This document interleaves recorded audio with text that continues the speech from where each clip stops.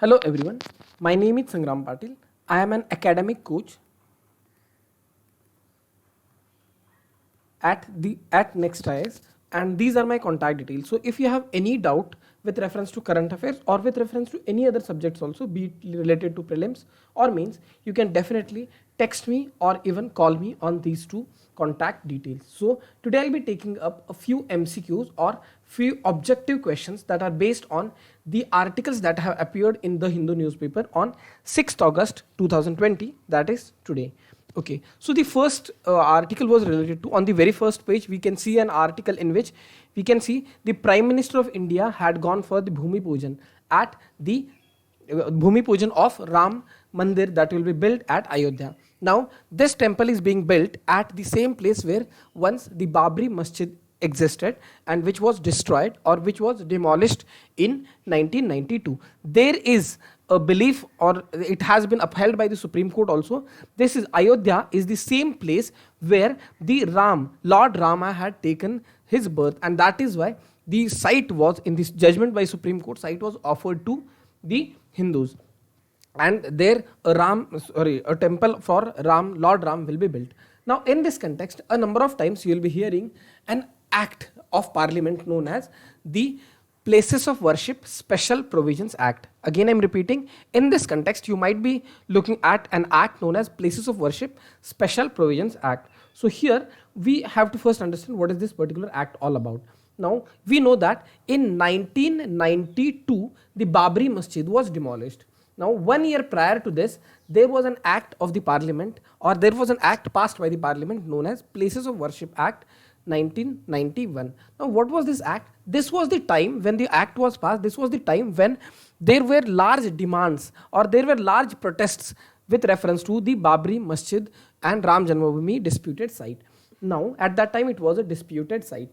Now in this context, Parliament had come up with this particular act which is dealing with the religious character of a place. So what do you understand by religious character of a place? Now if it is a temple, then it is a religious character of this place is Hindu religious worship site. If it is a mosque, then it belongs to Muslims. Now this particular act declares that the religious character of a place, be it a Hindu religious worship site or be it Muslim or be it Jain religious worship site. Thus the act declares that religious character of a place of worship shall continue to remain so as it was at the time of independence of India. So again I'm reading the first line of this statement. The act declares that religious character of a place of worship shall continue to remain the same as it was at the time of independence. That means if it was a Hindu religious worship site at the time of independence, it will remain so, and if it was a Buddhist religious site, then it will remain so because it was on the 15th August 1947. So no person shall convert any place of worship of any religious denomination into one of a different denomination or section. That means a Hindu religious worship site cannot be converted by any person into a Buddhist or Muslim or Christian religious worship site, and vice versa will also not be allowed. Now there are two exceptions to this particular law. The first exception is with reference to the Ram Janmabhoomi Babri Masjid site in Ayodhya itself. Now this particular site was purposely kept out of the purview of the act, and second is the act also does not apply to any place of worship that is maintained under the Ancient Monuments and Archaeological Sites and Remains Act 1958. So again I am repeating, there are two exceptions to this particular given act. The first is the Ram Janmabhoomi Babri Masjid disputed site. It was kept out of the purview of this act, and those sites which are covered under the Ancient Monuments and Archaeological Sites and Remains Act 1958 are also kept out of the purview of the act. Now the act, for any person who is contravening with reference to this particular act, will be offered or will be given imprisonment of up to 3 years or fine, or both in according to the crime that is committed. So in this context, the question will now appear to be a very simple question. The question says, or question asks, which of the following statements is correct regarding the Places of Worship Act 1991? So we know here that this particular act is dealing with the character of religious places or the religious character of any place of worship, and that cannot be changed. Whatever was the religious character of a place on 15th August 1947, the religious character will remain so. So my answer is A, that is the religious character of a place of worship shall continue to be the same as it was on 15th August 1947. Let me move to the second topic, that is Beirut blast. Okay, so Beirut is a capital city of country known as Lebanon. Now, at the capital city of Lebanon, we have seen before 4 or 5 days a blast. There were actually two blasts. One blast was initial blast which ignited the second blast, and thus we can see a bigger blast also. Now, in this particular blast, around 135 people have got killed and around 4,000 have got injured, and this count is still increasing every day, every second. Okay, now the blast is supposed to be caused by the ammonium nitrate, a substance known as ammonium nitrate.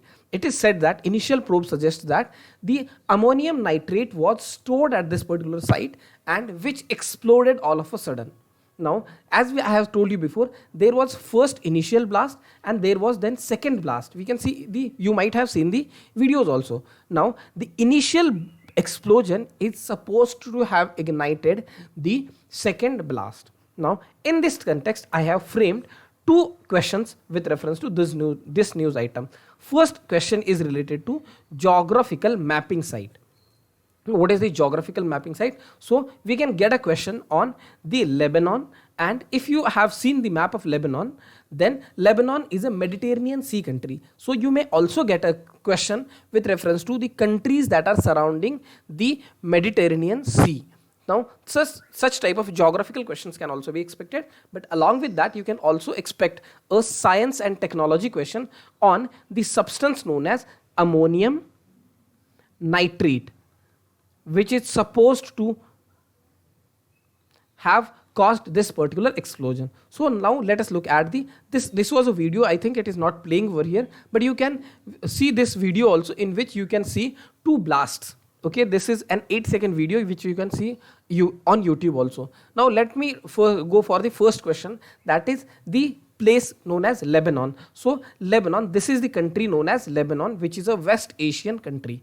West Asia, or you can also call it a Middle Eastern country. And Lebanon as a country has been in news for last 1.5 years for one news or the other. Now, for example, the first point itself says that the Lebanon last year in October 2019, I think, and the Prime Minister of Lebanon had resigned in context of the protests that were happening in the city, or protests that were happening in the Lebanon. So why these protests were happening in Lebanon? Because the government had imposed a $6 tax on all the WhatsApp users.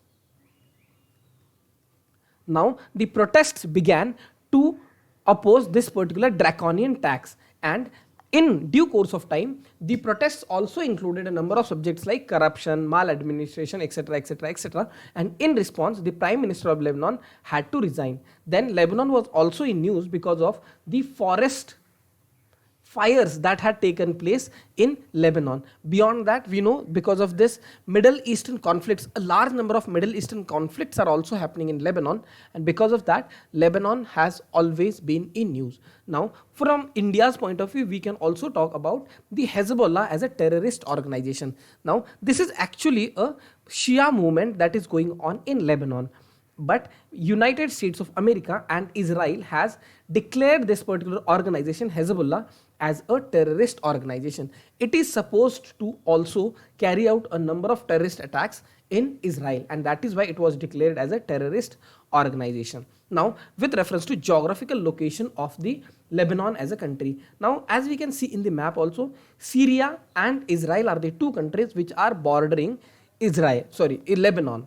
Along with that, there is also a country known as Cyprus, which is a maritime neighbor of the Lebanon. Now, along with that, we can also say that it is the smallest recognized sovereign country in the Asian mainland. Okay, now let us look at this particular map, in which we can see this is a Mediterranean Sea and this is the country known as Lebanon. Now, capital city of Lebanon is Beirut, where the recent blast had occurred. Now, we can see that towards its north and towards its east is country known as Syria, and towards its south there is Israel. So the neighboring countries like Egypt does not have a border, Jordan does not have a border, Turkey also does not have a border with Lebanon, and across the Mediterranean Sea we can see that Cyprus is a maritime neighbor of Lebanon. Now let us look at the question. Question will now appear to be very easy question. Which of the following countries have a border with Lebanon? Then we know that towards its north and towards its east is Syria. So yes, first is my answer. Then again, towards its south I have Israel, so this is also my answer. But Jordan and Egypt, these are the two again West Asian countries which do not have a border with Lebanon. Now as I have told you, you may also get a question with reference to Mediterranean Sea and the countries that are surrounding Mediterranean Sea. So which of these countries have a border with Mediterranean Sea? Then here we can see that yes, Syria does have a border, Turkey does have a border, but Jordan does not have a border with Mediterranean Sea. Again, Egypt also has a border with Mediterranean Sea. Here, if the question was which of the following countries do not share a border with Mediterranean Sea, then my answer would have been Syria, yes. Jordan, no. Jordan does not have a border with Mediterranean Sea. Then Israel, yes, it has a border, and Egypt also is a North African country which has a border with the Mediterranean Sea. So let us move to the second question on this particular same topic. It is with reference to the substance known as ammonium nitrate. Now ammonium nitrate has a chemical formula NH4NO3, that is ammonium nitrate. Okay, now ammonium nitrate, it's supposed to, we have seen this, it's supposed to be the cause behind Barrett blast, in which around 2700 tons, more than this, had blasted to give such a huge impact. Now in this context, let us look at the properties of ammonium nitrate. So first of all, ammonium nitrate is an oxidizer. So what do you understand by oxidizer? So oxidizer refers to any chemical substance that causes ignition of combustible materials. That means it adds oxygen, and those materials which are combustible, they get ignited because of this ammonium nitrate. So here we can see that it intensifies the combustion because it is an oxidizer, and as a property of oxidizer, it will intensify combustion and allow the substances to ignite more rapidly. But in itself, it is not a combustible substance. So in itself, ammonium nitrate at room temperature is a very stable substance and it is not combustible. But yes, it aids combustion of different ignited materials. Now, but when we add fossil fuels or when we add fuel oils to ammonium nitrate, then it becomes an explosive substance. Again, I am repeating. At room temperature, ammonium nitrate is not a combustible substance. But if we add ammonium nitrate, if we add fuel oils to ammonium nitrate, then it implies that it becomes an explosive. And in this context, this particular ammonium nitrate along with a few oils is used by construction industry as well as by certain terrorist groups as an explosive. So again, in construction industry also it is used as an explosive, and by terrorist organizations also it is used as an explosive. Now let us look at the last point. Ammonium nitrate has one more property. Which is this particular property? It can get dissolved in the water, and because it gets dissolved in water, it also finds its uses in agriculture as an fertilizer. Now how it acts as an fertilizer? Now ammonium nitrate, when it gets dissolved with water, then it releases nitrogen, and which is acting as a fertilizer for the plants. Now let us look at the question. Which of the following statements is correct regarding ammonium nitrate? First, it is an odorless. That means we cannot smell up this ammonium nitrate. Yes, it is an odorless crystalline substance which is very reactive and unstable at room temperature. Then we have seen that it is very stable at room temperature, and that is why statement number 1 is not correct. Then second, it is an oxidizer. Yes, and it intensifies combustion and allows other substances to ignite more rapidly. Yes, this is the property of an oxidizer. So if you are sure that ammonium nitrate is an oxidizer, yes, definitely this answer statement has to be a correct statement. Then finally, it is a soluble, its substance is soluble in water, and thus it is used as a fertilizer in agriculture. Yes, it gets dissolved in water, and thus it releases nitrogen, and thus it helps in plant growth, and thus statement number 3 is correct. My answer is 2 and 3 only. Now let me come to the next topic. Now this topic, this article has been written in context of the recent completion of 75 years. This article has been written because of the recently, or today is 75th anniversary of dropping of bombs on Hiroshima and Nagasaki. Now this is the 75th year. Now in this particular article, the authors are trying to argue that yes, presently Hiroshima and Nagasaki are the two cities against which the nuclear bombs were used, and these are the last two cities on which nuclear bombs were used. But the authors are trying to be cautious. They say that until and unless nuclear bombs are present in the world, then we cannot be sure that these are the two countries which were last blasted. That implies that authors are making us cautious that yes, nuclear weapons may be used today or tomorrow because they are present. Now at the same time, author says that yes, there are a number of treaties. These are weapons of mass destruction, and no political leader would ever want to use these weapons, and because of such conditions there is a belief that these weapons will not be used. But the author says that we cannot be sure that they will not be used. Now in this context, let us look at a question on non-proliferation treaty. Now we are asking a question on non-proliferation treaty also because this is the 50th year or 50th anniversary of the entering into force of non-proliferation treaty, also known as NPT.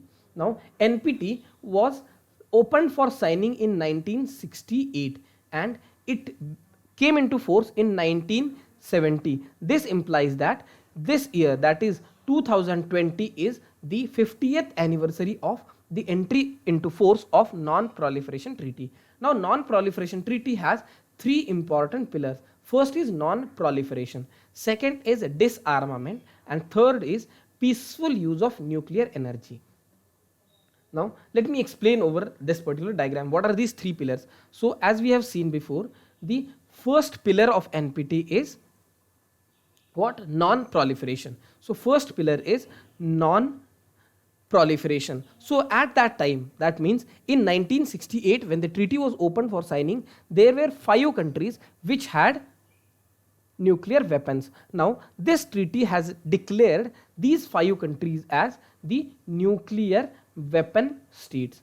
Now all the remaining countries were called as non-nuclear weapon states. Now what this treaty is trying to say, now this first, it has divided the countries into two parts, that is nuclear weapon states and non-nuclear weapon states. Now non-proliferation is with reference to not increasing the number of countries which have nuclear weapons. That means objective of non-proliferation was that these countries will, the non-nuclear weapon states will not acquire nuclear weapons.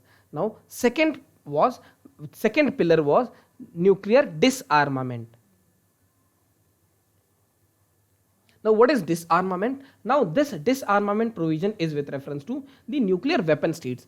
That means those countries which have nuclear weapons, they have to gradually go for nuclear disarmament. And third is the final point or third pillar of this non-proliferation treaty is that the peaceful use of nuclear weapons. Now what is the need of this particular point is because yes, first of all, nuclear weapon states, they were admitted as nuclear weapon states and thus they have ultimate weapons and thus they agreed to the treaty. Non-nuclear weapon states, they cannot gain nuclear weapons, but why would they agree to the non-proliferation treaty? Then the incentive was in the form of peaceful use of nuclear weapons. That is, the nuclear weapon states will aid and help the non-nuclear weapon states to use nuclear weapons for peaceful purposes, for example in health or in production of energy, also nuclear energy. So that was the incentive of the non-weapon states. Now in this context, these are the three pillars of this particular treaty. So we have seen these 2 or 3 points.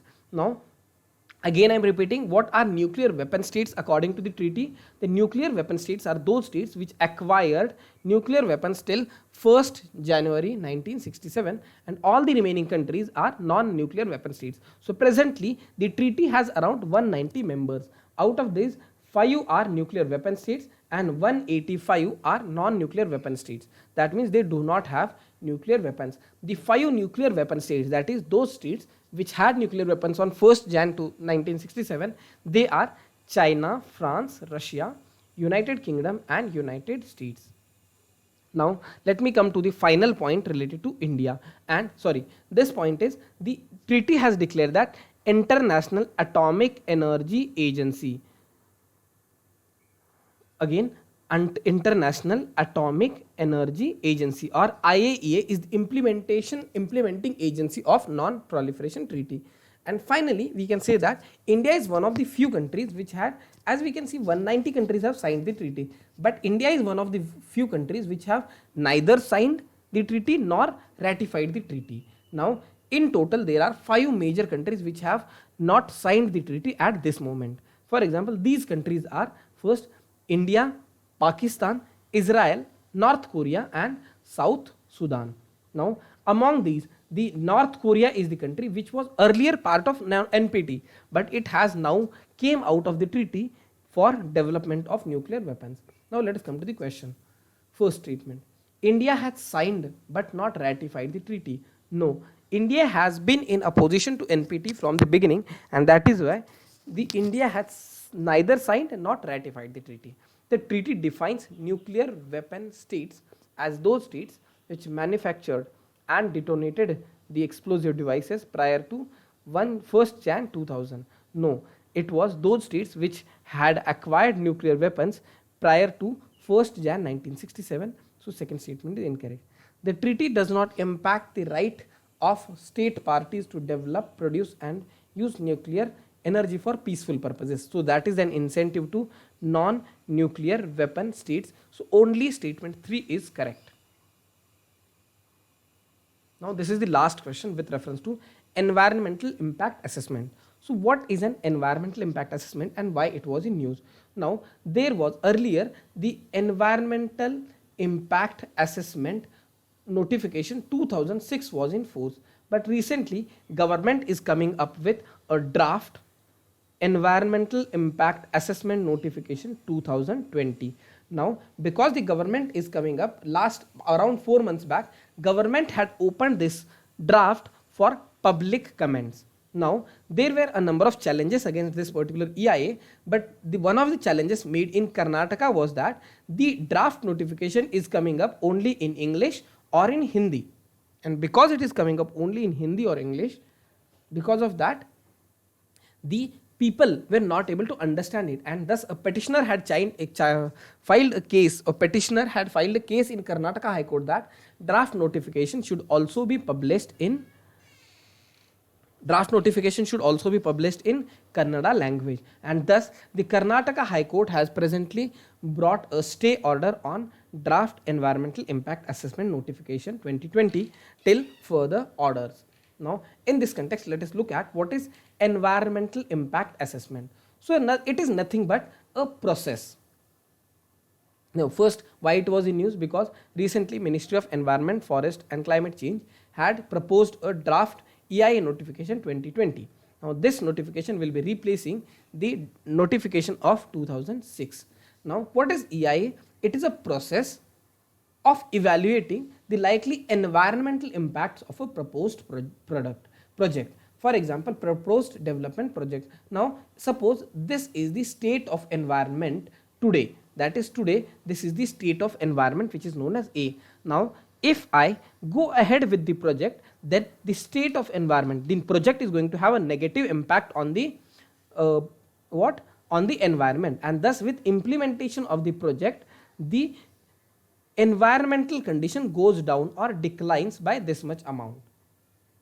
Now that is, again I am repeating, this is the environmental position or environmental condition today. With implementation of the project, the environmental impact will be negative and thus the condition of environment will go down.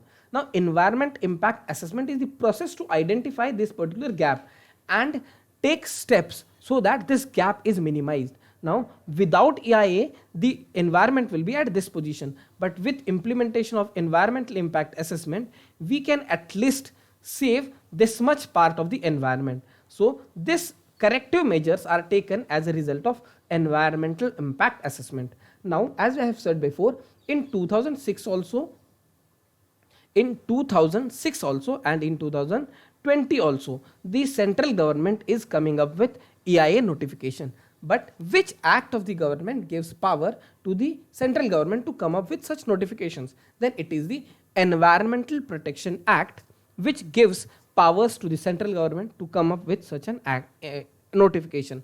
Now, what provision? Now, EIA, the Environmental Protection Act, makes a provision that the government can take all such measures for protecting and improving the quality of environment, and under this the central government every now and then comes up with EIA notification. Now the question will appear to be very simple question, that is, the EIA is a statutorily backed by, then it is statutorily backed by Environmental Protection Act of 1986, and none of these are true. Thus my answer is D. Now you will have to find out amongst these three acts which is the act which gives which supports the Central Pollution Control Board. CPCB has come up, which is a government agency for monitoring pollution in the country.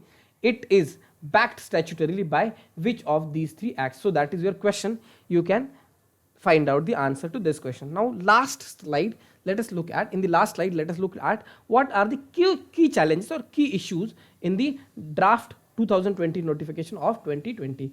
Now you can read these points on your own. That is, what are the issues that have been raised by environmentalists as well as by the social scientists against the draft notification of 2020. So that's all from my side for today. So you already have my contact number, that is 888-288-0314. If you have any doubt with reference to any of the questions or with reference to any subject, be it related to prelims, means, you can definitely give me a call, or you can text me, or you can even mail me on my email address, that is sangrampatil@nextis.com. Thank you.